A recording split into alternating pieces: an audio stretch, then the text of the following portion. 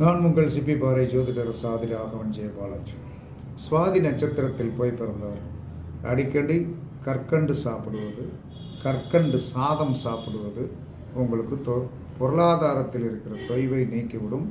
உடல் வலிமையாகும், எனர்ஜி கிடைக்கும்.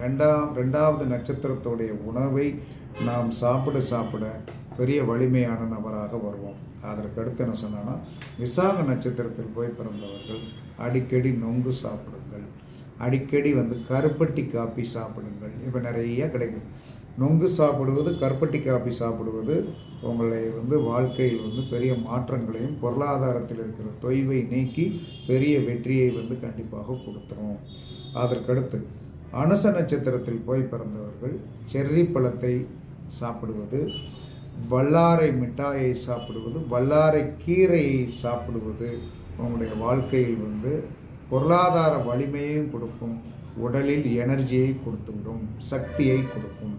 அதற்கடுத்து கேட்டை நட்சத்திரத்தில் போய் பிறந்தவர்கள் அடிக்கடி கொய்யாப்பழம் சாப்பிடுவது, கொய்யாப்பழ ஜூஸ் சாப்பிடுவது பெரிய வெற்றியை கொடுக்கும், பொருளாதாரத்தில் இருக்கிற தடைகளை நீக்கி பொருளாதார வலிமையை கொடுக்கும், சக்ஸஸ் பண்ணி கொடுக்கும்.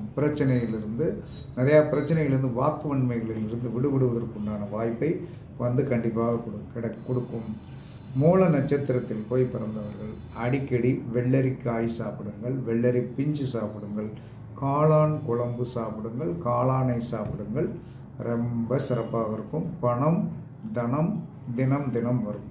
அதுக்கடுத்து புராட நட்சத்திரத்தில் போய் பிறந்தவர்கள் பலாப்பழத்தை சாப்பிடுங்கள்.